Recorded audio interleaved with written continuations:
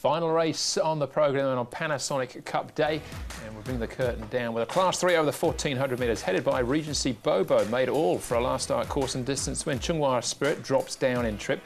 Ping Hai Star makes his Hong Kong debut with the blinkers on. Diamond King beat Chunghwa Spirit last time out. Beautiful.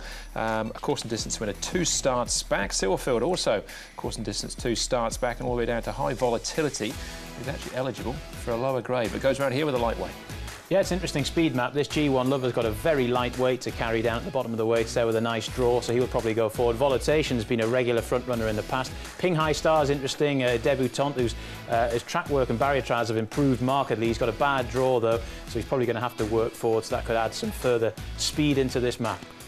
Really nice race here to finish, plenty of chances, one of them being Chunghwa Spirit. Lexi Bedell doing the work here with Zach Purdon being suspended. You can see the horse is pretty keen here this morning, really wants to get on with the job, and moving nicely, barrier 2 for him, so he's definitely one of the players. Here's one John was just talking about, Ping Hai Star. Did trial with Western Express and beat Western Express in a trial, has improved with each trial. 5 trials, 1,248 pounds, so not the smallest horse around by any stretch of the imagination. Nice big horse. Silverfield, not a bad piece of work from him as well. Another one with a chance in this race. His last couple of runs have been pretty good since he's joined the Freedman stable as well, and he's going nicely. So there's some good race to finish, actually. Good betting race, I reckon. Yeah, absolutely. Regency Bobo, let's start with him, the top weight. Brett Preble riding him for the first time last time out, steering him to victory. Ed Sadler caught up with him. Brett, Regency Bobo hadn't won for a long time leading into his last start. Was it your plan to go forward, or was it just the way things worked out? I was a bit lucky. You know, I sort of bounced him and I was very positive from the jump, and he finally showed that you know, he could probably take up a forward position without too much trouble, and yeah, he didn't have probably the softest lead, but it was a good effort. He seemed to keep on finding when you asked him in the straight? Yeah, I think he kept his mind on the job and he just kept up the gallop. Didn't show much turn of foot, obviously, but yeah, he's sort of around his mark now, 133, and probably it's going to be a bit tougher for him. I'm not sure what Tony would want to do. Probably want to copy paces from the last ride, I'd say, but we'll see how he goes. He's had a lot of racing. Is he a fairly tough, durable type of a horse? He looks that way, doesn't he? You know, he didn't have much downtime. He was pretty active last season, and probably the same again. He's actually put on 8 pounds since that effort, so a wonderful constitution. And if he could, as Brett said, cut and paste, he's a player. Definitely. Look, he's had 15 runs. He's only a 4-year-old. He's an iron horse. He's up. The question mark, he's up in weight now.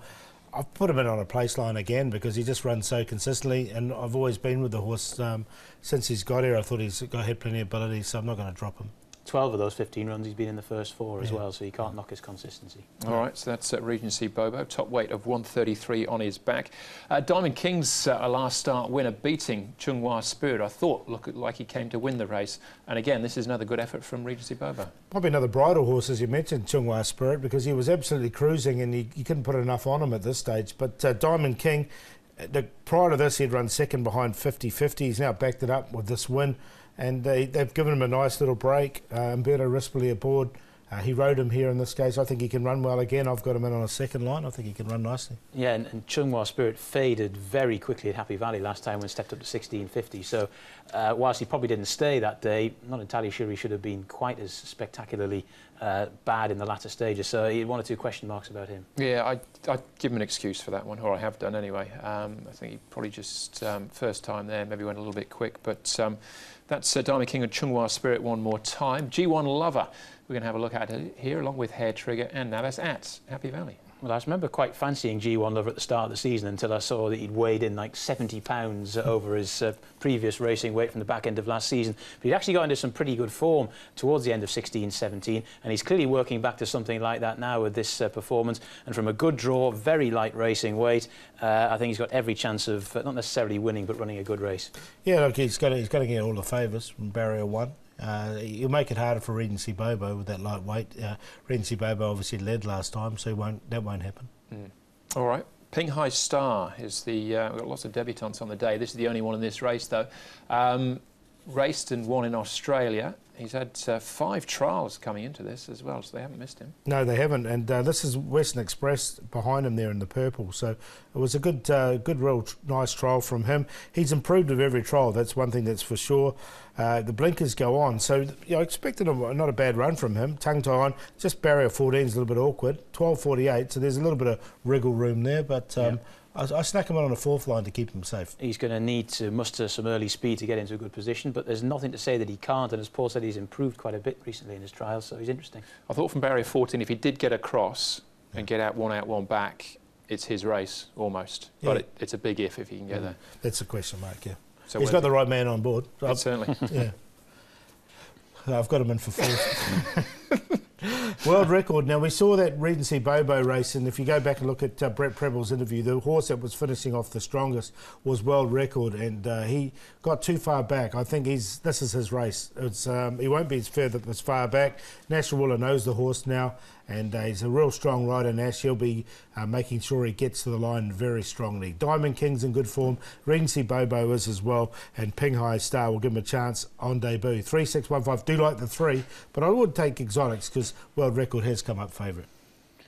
Yeah, it's a race that you can compile quite a long shortlist for. It's not easy to knock many of them out. But I'm going to go with Silverfield here. His last run back into Class 3, he finished 5th behind Regency Bobo in the race that we saw. But he didn't have a good draw on that occasion. He was thundering home after being taken back. I think he can get into a decent position from gate 4 on this occasion in the hands of Chad Schofield. I think he's improved since going to Michael Friedman, so I think he's got a very good chance. Regency Bobo, very consistent.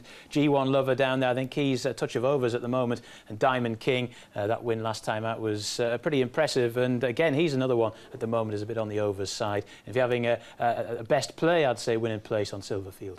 All right, I'll take a chance with Pink High Star as well from barrier 14. Doesn't look easy, does it? But he may well have the ability. All right, the stats, which again have been doing great things. Paul, what have we come up with? Richard Gibson and Chad Schofield, since September 2016, they've had 27 times they've teamed up together for a first-three rate of 48%. So it's pretty good there. 4 wins, 6 seconds, 3/3, and they've got Rattan who can add to that. I've got no doubt whatsoever. Tomorrow, on Saturday, I should say. So you can see Rattan, really nice progressive horse. And that's the way the stats have come up. They've been going pretty well, those stats recently. They have, absolutely. And they've been responsible for 2 of those 4 wins for that team. Best bets, though, Paul? Yeah, I'm going to go with Everlaugh. I do like this horse. Up to 1,600 metres. Sam Clipperton jumps aboard, and I think he can be very tough to beat. By Savabeel, the 1,600 metres will be ideal. Rookie Star, $16 looks a good price for him. Chad Schofield aboard. If there's any sort of chink in the armour with the first starter, we'll take Rookie Star. He could be finishing over the top. But Diamond King could be another long shot at 22. I marked him half that at least, or even less. But my play of the day will be in race 5. Lucky Time, 80-80 and Rookie Star, 1, 5 and 7. OK, for me, I'm going to go with Rattan as the best bet, race number 9. I think he's got oodles of class, this fella, and I think he can still progress further in Hong Kong. He's obviously going to have it tricky with the top weight in the gate, but I think he's got every chance of overcoming those handicaps. And Triumphant Light in race number 3, I think he'll go very well from a good draw. 1 or 2 other long shot candidates on the card as well, the likes of Wame Friend and Magical Champion in the first, but Triumphant Light gets the vote. And Racing Supernova and Wame Friend, 2 horses who ran very well in the Panasonic Cup 12 months ago, I think are both primed to go quite well here again in race number 7. All right, I'm going to stick with Lucky Time in race number 5. This is 80-80, gets a lot of support. He'll come up short. Lucky Time goes around with the same weight he did last time, the last start winner. Back in black, he's only been to Sha Tin twice on race day before. Didn't fare that well with the draws on that occasion. Gets a good draw here. I can see him riding behind the speed as they swing for home. And to work around here as far as the QQP is concerned, Super Hobby Back in Black and Lady First. But that is it, just about all we've got time for. But we're only 2 weeks away now. We've got a week coming up at Happy Valley, and then it's the trial day back here at Sha Tin. Absolutely. And speaking of trials, we had some really good barrier trials this morning, which you'll be able to see on the website now, I'd have thought. And of course, all pointing to the Jockey Club meeting. Then, of course, HKIR. Looking forward to it. But that's the show, Paul. Sorry. Singapore Gold Cup on Sunday as well, simulcast. Don't forget that. All right, don't forget that. So that's the show. Thanks for watching on behalf of Paul, John, and the rest of the team. Hopefully, we'll see you at Sha Tin when we will be racing too. Good night.